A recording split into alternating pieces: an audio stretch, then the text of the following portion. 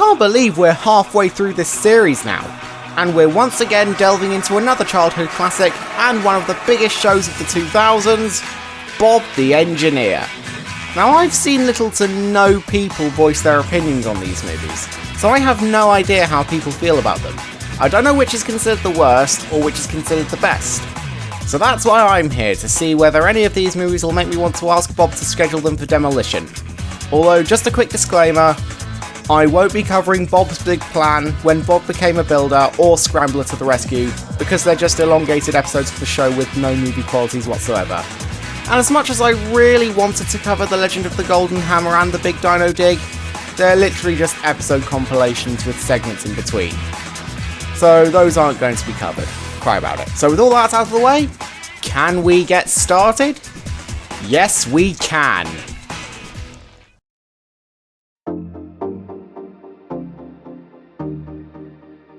Now, this is going to be tough, as when it comes to Bob the Builder, I don't really have that much history with the movies. I only really had more of a connection with the show than the movies. My first exposure to any Bob the Builder movie was through a Daily Mirror promotional DVD I watched while on holiday in Wales, and a trailer for Built to be Wild played. I thought it was quite interesting at the time. A few years later, I eventually saw a Bob the Builder movie on TV, and it happened to be Race to the Finish on CBeebies. And I thought it was quite good. The next year, the Virgin Media gods smiled upon us, and we got a complete on-demand channel dedicated to older kid shows, including a few Bob the Builder movies, which were A Christmas to Remember, Snowed Under, and Built to be Wild. I gave them all a watch, and really enjoyed them. Let's get to 2021, where I rediscovered the movies on YouTube, and my opinions on a few of them slightly changed.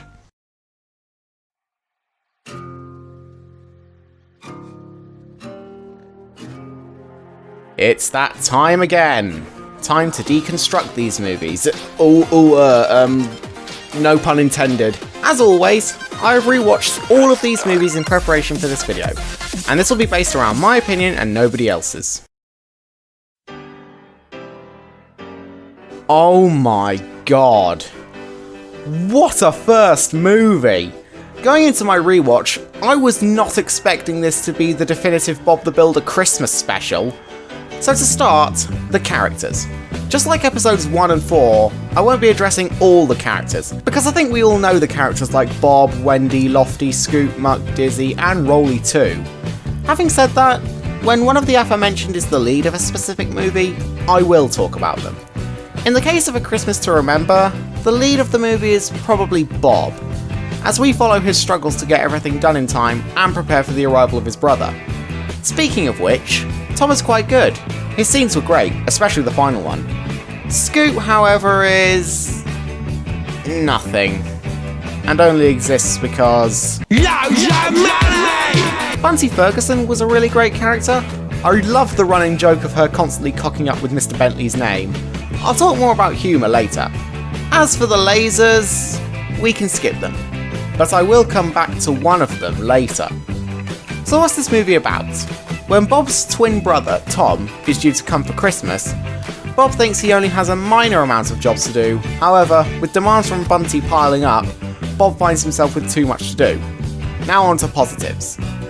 One thing I honestly forgot about this movie is how funny it is. Especially the scenes with Banger. Sometimes there's just a visual gag or some sort of cutaway, and it's just genuinely hilarious. And whenever Banger's on screen, you know you're in for a good time. Oi! Come back! This movie definitely delivered a great selection of laughs. Another thing I absolutely applaud this movie for is how it basically created the origin story of Elton John in the Bob the Builder universe. That was such a clever side plot. Yes, I said a side plot in a kiddies construction show was clever. Where this movie falls flat for me is 1, Scoot is barely a character, and 2, since when did Bob have an aerial to communicate with Tom's radios? Did I miss an episode or something? But despite that, I honestly enjoyed this movie. It was funny, had the feels where they were supposed to be, and delivered some very solid animation. Definitely recommend this one. Well, this movie used the gimmick of the week to its full advantage. So the lead character of the movie is, once again, Bob. And this movie explores something very interesting, his dynamic with his father. Speaking of which, Robert was a fantastic new character. I love his role in the movie where he tries to prove he still has some spring in his step, but ends up stealing most of the job from Bob. Let's now address the story. When Robert visits Bob, they are both assigned to restore a castle outside Bobsville by request of Dr. Mount Fiction, but Robert ends up taking all the credit, and so Bob has to come up with a way to stop him from doing so without upsetting him. Where this movie excels for me is, again, the humour. Some of Robert and Spud's hijinks in this movie are hilarious. And in one bound he was stuck in the rotten maze again. Also, the animation reaches another all-time high, as the animators are focusing on little background details that only last up to 5 seconds, and they add a bit more life to the shots. Where this movie sort of doesn't work for me is the first 10 minutes. That whole beginning section just feels quite rushed. Other than that, this is a really sweet, well-animated movie. Another movie I recommend.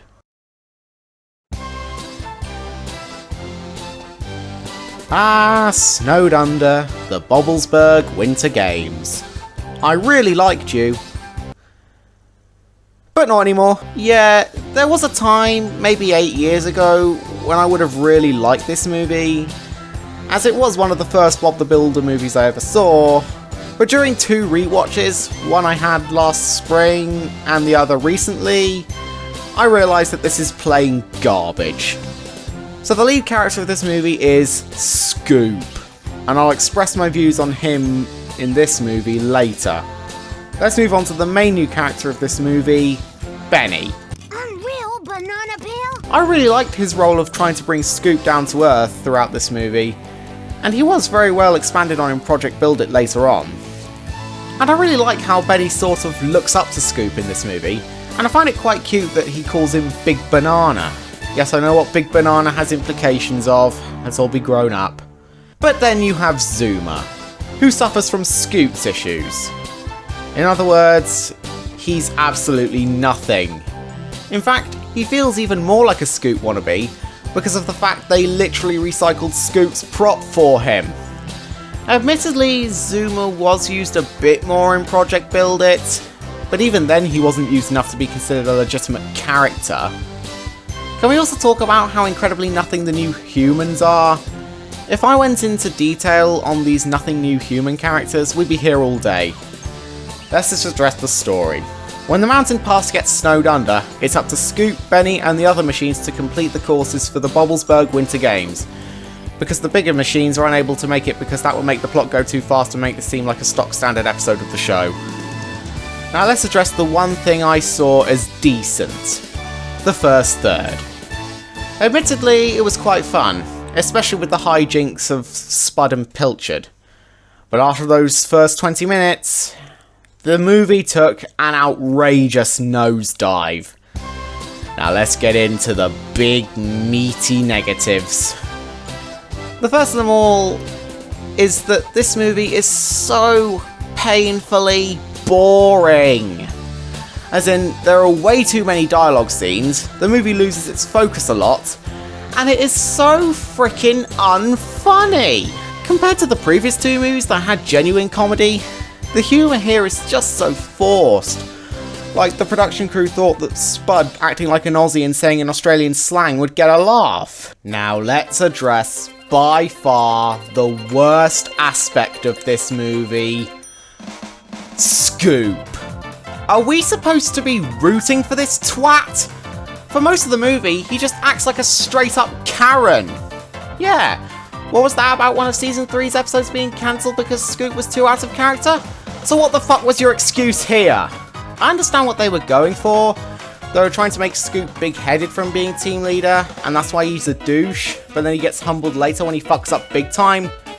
Now that would have worked if 1, Scoop didn't have a complete 180 to his personality, and 2, It wasn't done before in a previous episode! This movie acts like Scoop's never been in charge in his life, even though he was clearly the leader of the machines in multiple episodes prior! Gah! Can we also talk about how the writers just couldn't care less about context? Yeah, many scenes just happen without reason, and you're just questioning why any of this is happening. This is without doubt the worst Bob the Builder movie of the lot. It's so infuriating because this is sandwiched between 4 movies, and all 4 of them are great and actually worth watching. I recommend you stay away from this movie no matter what. Even if you're a hardcore Bob the Builder fan, I wouldn't recommend it for that reason.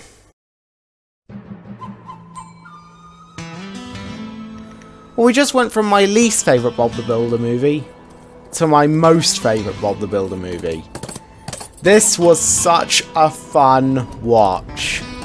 So this movie's lead character is my man Muck, and I love how he was handled, especially since he was used to tell the moral of adventure showing up when you least expect it. As for the new characters, Rio was quite fun. Her cowboy humour was pretty funny, and I enjoyed her stories, even if some of them made fuck all sense. And hey, Jackaroo was more than a machine that just exists because... And I love how he is possibly the only machine of the entire show who has multiple mouth plates so that he can be properly lip-synced. Time to address the story. After an attempt at catching Brandy goes about as well as Margaret Thatcher's career as Britain's Prime Minister, the old town of Cactus Creek gets destroyed, and while repairing it, Muck dreams of having a western adventure. So the first thing to note in terms of positives is that the songs absolutely slap. I just love the rewritten version of Summer Holiday in the beginning, especially since it now fits comfortably into Bob's track record of pop song spoofs. Still on the subject of the songs, the lip syncing for the machines was very clever, and would have been better still if they applied this to all the songs, or even better still, the whole movie. I also adored some of the cinematography in this movie, and the action scenes are incredibly fun. Also, some of the deleted scenes are pretty fun, although I totally get why this one was deleted. How about Gold Digger? What? I don't really have much else to say. This is such a fun watch that's way more worth it than the previous movie. So this is the final Bob the Builder production from the ever-experimental Project Build It series, and the final stop-motion production as a whole. And god damn, you can tell HIT wanted this to be the big one. Something tells me they went all out on this one with the 10th anniversary of the franchise in mind as well. So this movie's new and lead characters are Gripper and Grabber. Gripper and Grabber! Grabber and Gripper! Having fun! Fun together! I really love these characters. The fact they're these fun-loving Scouser lads who are mostly paired up is a really fun idea. And I love how this movie dives into their separation anxiety throughout the movie. So how does the story hold up? In this movie, Bob and the team have to build a huge stadium for the first ever Sunflower Valley Games, and when Gripper and Grabber are brought on to help, they have to deal with one being on site while the other explores Sunflower Valley.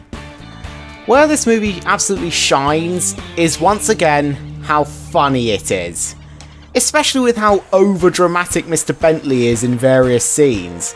I always loved him for most of his dynamics with various characters, but here, he's so overdramatic he could have been the starring role of the Duke and he would have stolen the show. What else? The character interactions both Gripper and Grabber have with various characters was really fun.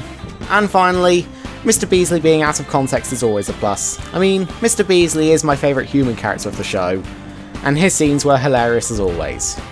If I had to go over any negatives, I'd say the final scene in the stadium feels a bit rushed in the grand scheme of things. But aside from that, it's evident that the people behind this movie went all, let's make a huge finale to this era of the show. Yet another recommendation.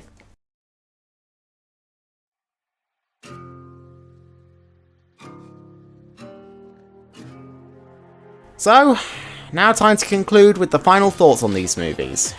A Christmas to Remember, a brilliant first impression. The Knights of Camelot, a fantastic use of a gimmick to its advantage.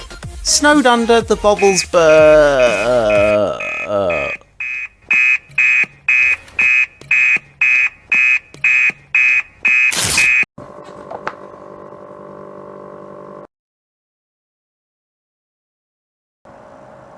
Hey?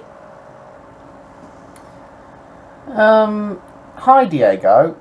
Now listen, your fax just came through. I don't know why it says I missed a movie. That's because you did. Impossible! I covered all of them. And if you're going to talk about the ones from Ready, Steady... I'm talking about the one from 2017. There was a Bob the Builder movie back in 2017? I better check this out. Oh...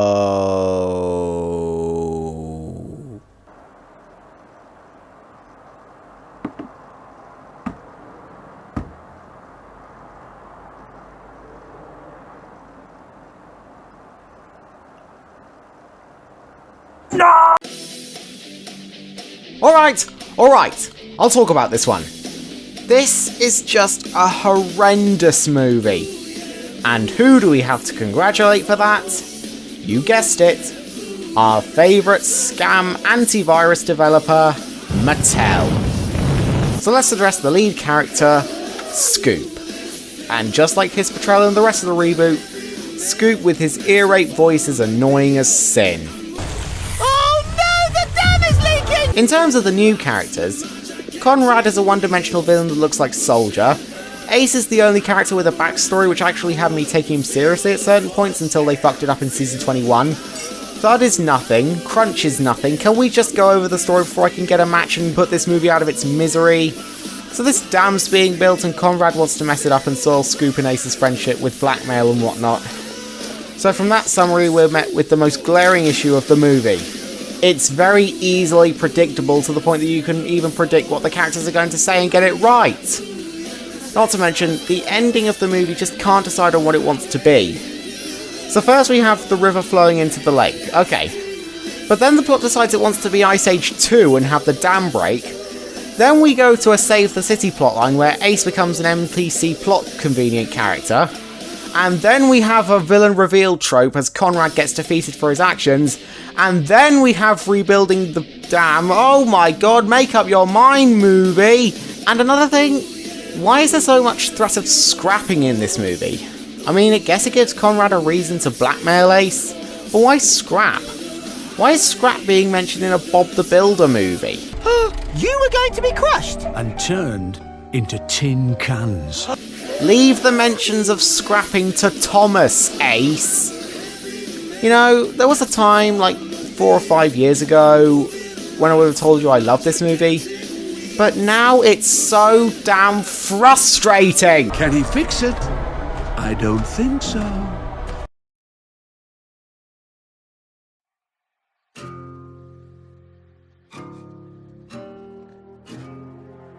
Okay, now let's go over my final thoughts on these movies. A Christmas to Remember, a brilliant first impression. The Knights of Camelot, a fantastic use of the gimmick to its advantage.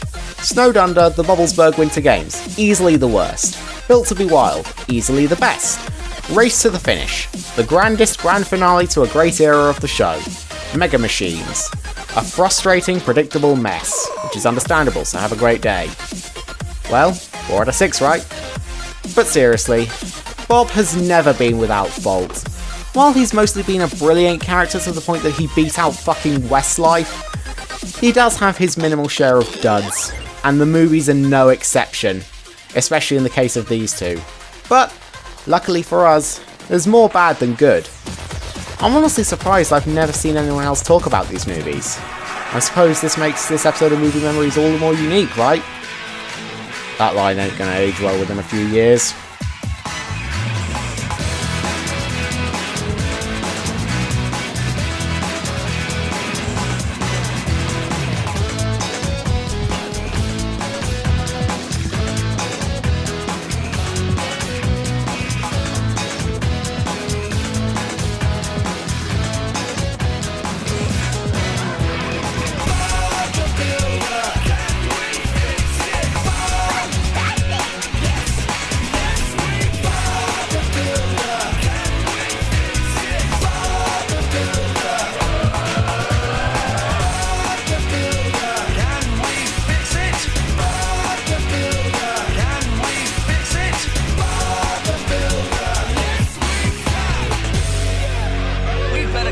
work done.